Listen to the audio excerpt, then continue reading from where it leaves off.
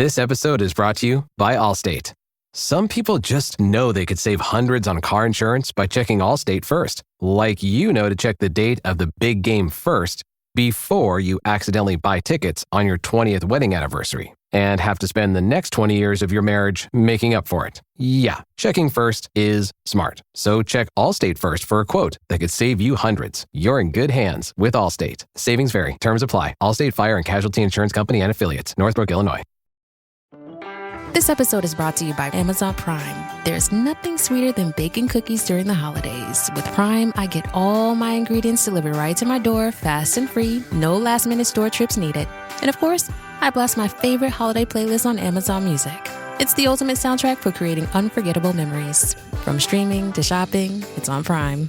Visit Amazon.com/Prime to get more out of whatever you're into.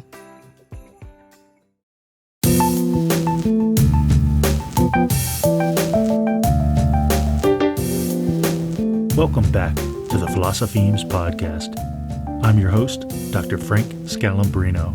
I'm proud to be part of the Evergreen Podcast Network. Thank you for being here.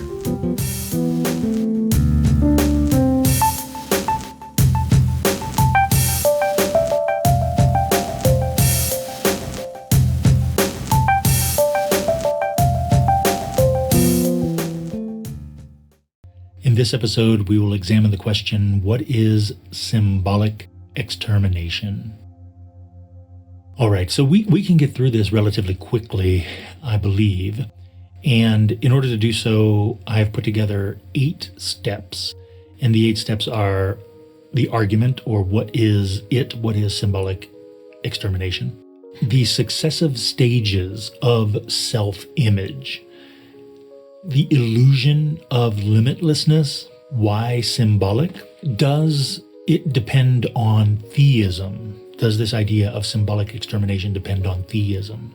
Some comments about inauthentic death, the final solution, and its relation to the Socratic wisdom schools. All right. So, an authentic meaning of life is determined by its limits, its terminal points, the points where it is terminated. Instead of living life based on an understanding of the real self, life is lived in relation to a virtual self that virtually has no limits.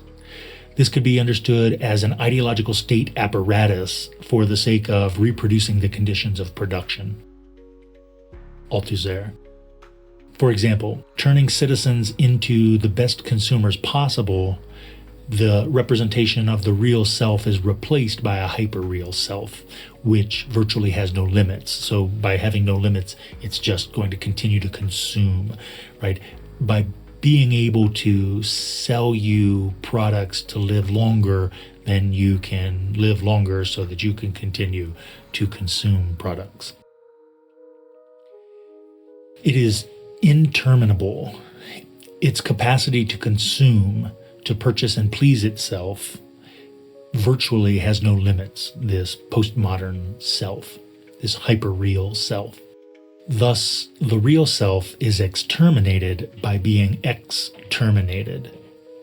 The virtual removal of the limits of the real self exterminates the real self, since it is its limits that constitute the self as real.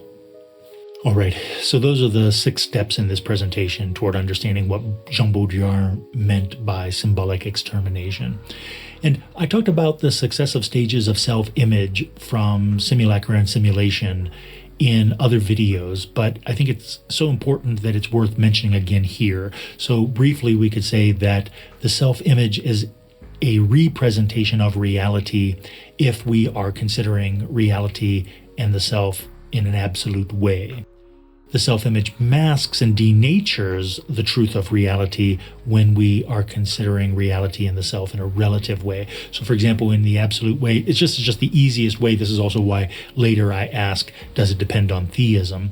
But the easiest way to understand an absolute relation is by invoking God. So you could say something like, reality is absolute by virtue of unity with God. So if that's the absolute, then of course the nihilistic would be the absence of any kind of unity, the absence of God. So let's keep going through these 4 phases. So the third phase then is more relativistic than the second. And here we see that the self-image masks the absence of a profound reality. There is no difference in value between the godly image and the worldly image, right? So in the first phase, which is absolute, you have the image of yourself that is real, is the image of yourself that God has. In the first phase of the relativistic stage, it is possible for the worldly self to mask the real self. So it's possible for you to start to think of yourself in terms of the worldly self and to lose sight of your real self, or to lose sight of yourself as God sees you.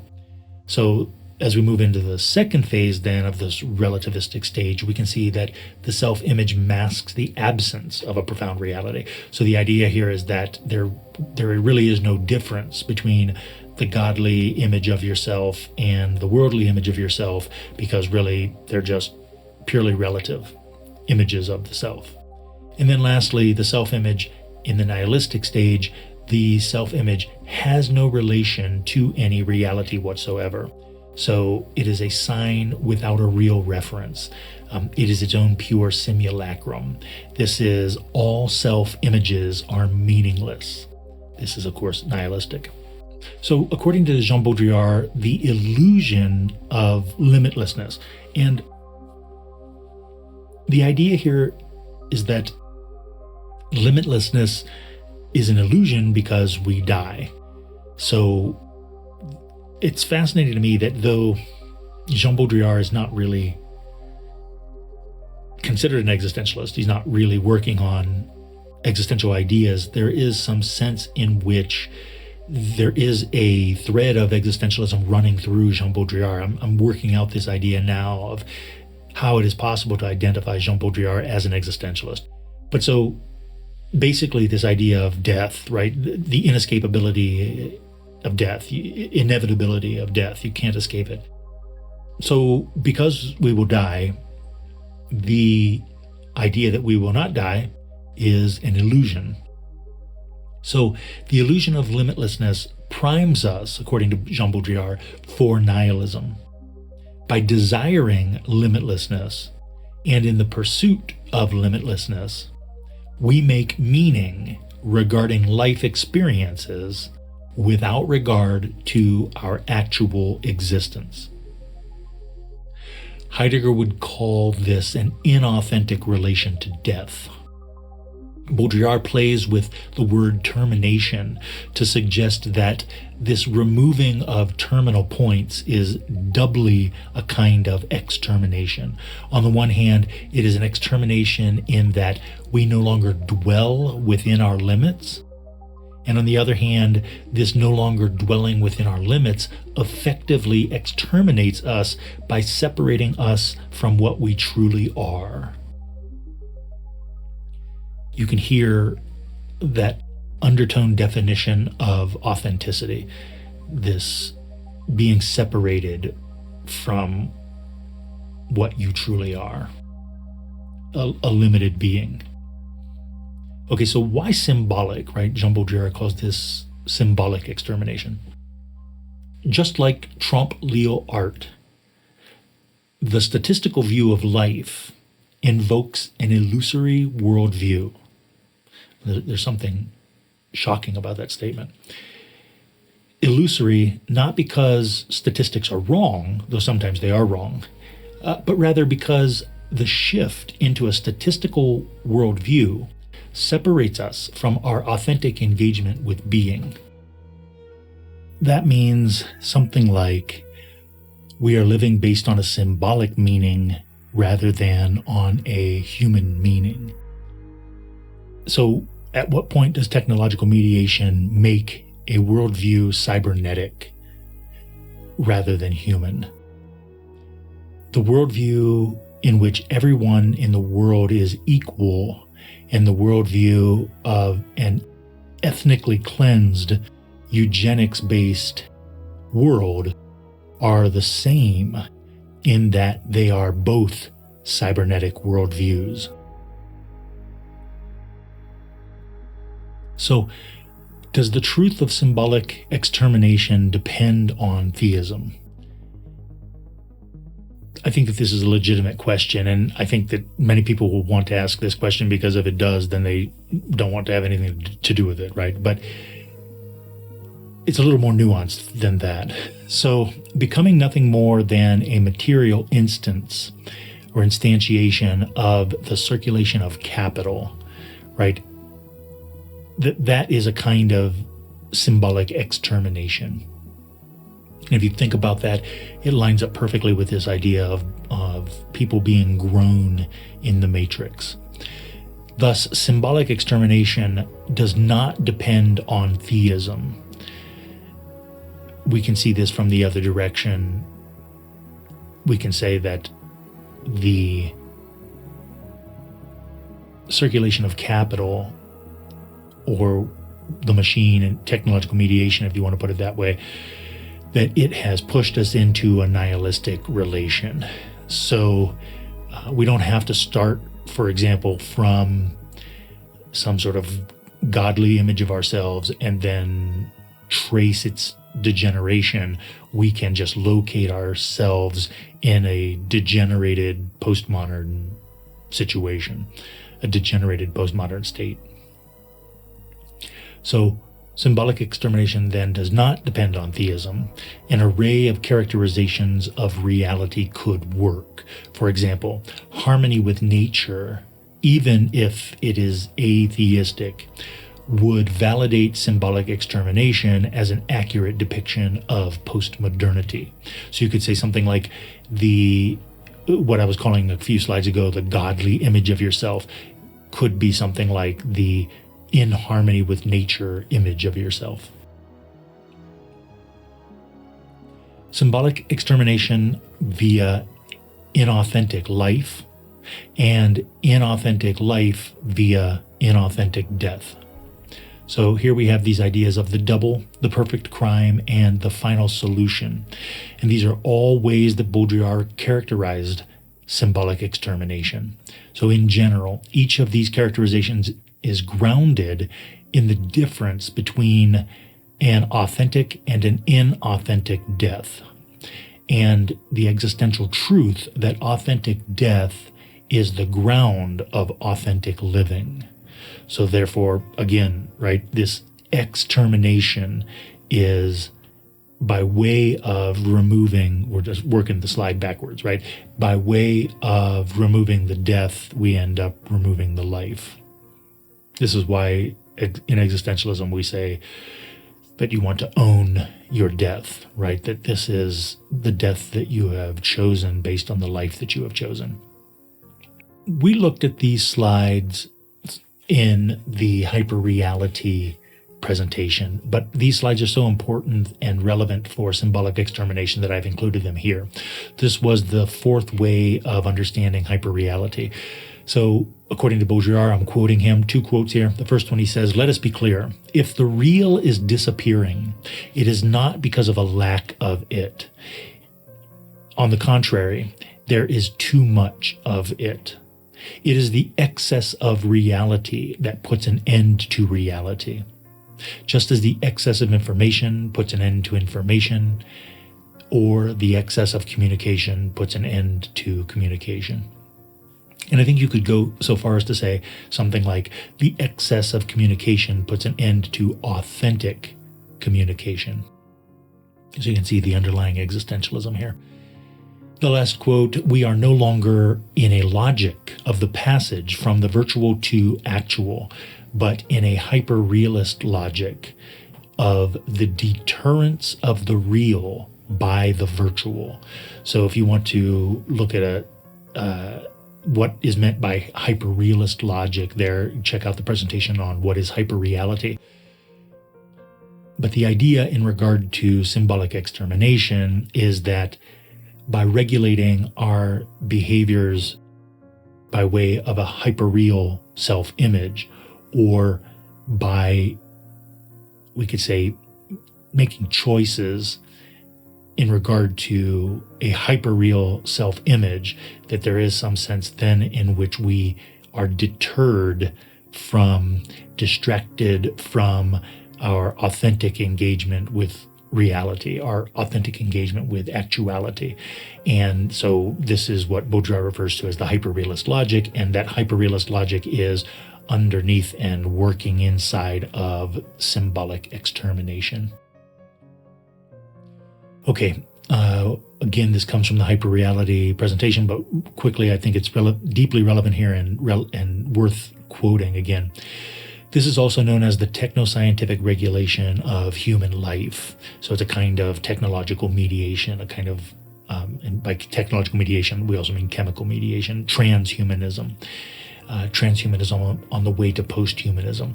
So we take the map, the technoscientific image of a human, to be what the territory, the human, actually is. This becomes full-on post-humanism, full-on simulation, full-on postmodernism, when we take the map as the only reality, the only hyperreal reality, by suggesting that the old image of a human was just superstitious ignorance. So, all of this is consistent with the other presentations. The desert of the real, of course, comes from Jean Baudrillard's Simulacra and Simulation. And it's highly relevant for this idea of symbolic extermination. So I want to quote this passage to you. Simulation is the generation by models of a real without origin or reality, a hyper-real. The territory no longer precedes the map, nor does it survive it. The territory does not survive the map. The map engenders the territory. Today, it is the territory whose shreds slowly rot across the extent of the map. It is the real and not the map, whose vestiges persist here and there in the deserts that are no longer those of the empire, but ours. The desert of the real. Gift the remarkable with Marc Jacobs fragrances this holiday season. From the iconic Daisy and Perfect to the all-new Daisy Wild, Marc Jacobs perfume gift sets include everything she needs to feel special. From her favorite fragrance, plus the matching travel spray, holiday gifts don't get much more perfect than this. So if you're looking for a gift inspiration these holidays, gift the remarkable with Marc Jacobs.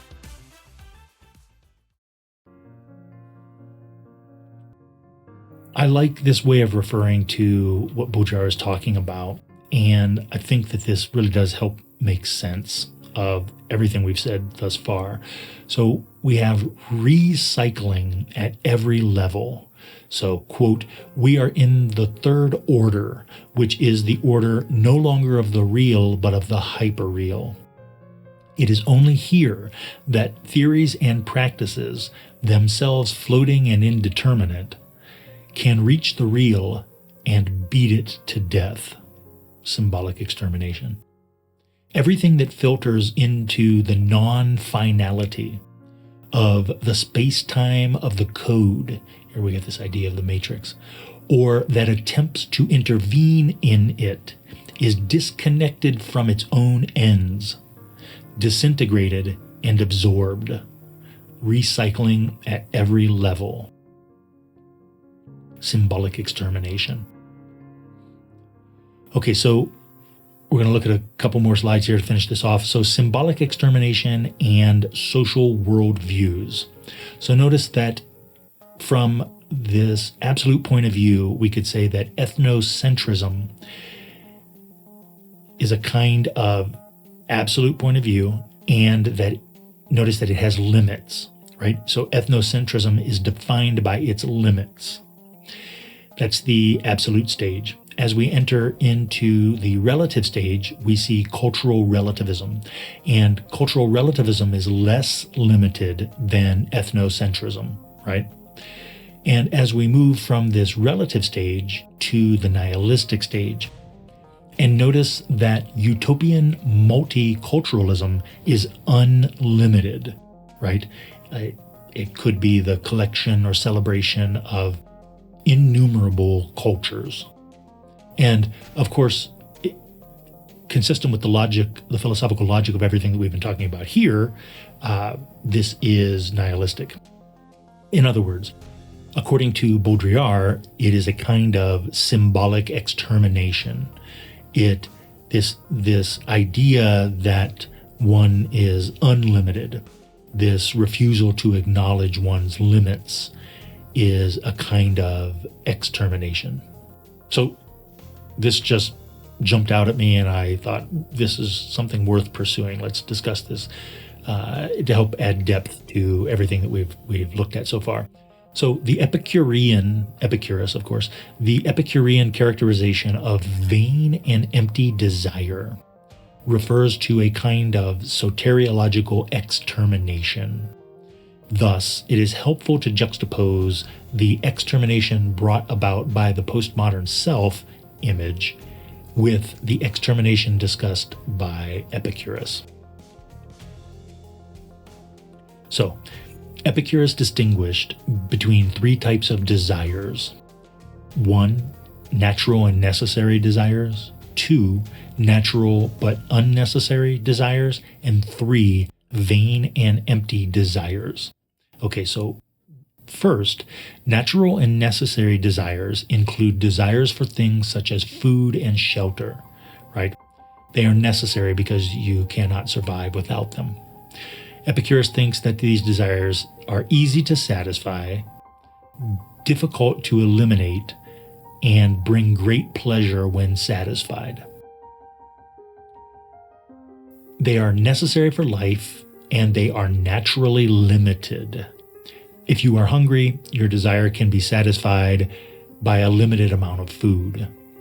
Second, a natural but non-necessary desire is the desire for luxurious food or luxurious shelter. Also, sex is considered non-necessary since not having it won't kill you. I know some people probably disagree with that. Lastly then, vain desires. Third, vain desires. Vain desires include desires for power, wealth, fame, and those types of things, and so on. These are more difficult to satisfy precisely because they do not seem to have a natural limit. Also, these desires are considered non-natural since they tend to arise due to interaction with others and not naturally, that is, on their own. This is according to Epicurus. Notice how the idea of natural limit may refer to a kind of natural justice. That is to say, we can only eat so much food before we become sick. We can only engage in so many sex acts before we become exhausted and in pain. However, the desire for likes on social media is limitless. Thus, analogously, the postmodern self-image functions like a non-natural vain desire. So I hope we now have a better grip on Jean Baudrillard's idea of symbolic extermination. This, of course, relates to many of the other presentations that I have put together for you, especially what is postmodernism, what is nihilism, what is hyperreality, and humanism, transhumanism, posthumanism, function, narration, simulation. So hopefully it's the case that the big picture really is lighting up for us now. All right. We are selling books on Amazon, courses on Gumroad, hosting videos on YouTube, and memes on X. And if you'd like to see the Philosophemes in puzzle form, check us out on Instagram. As always, I welcome your questions and comments on YouTube. Thank you for sharing and supporting this open access educational podcast.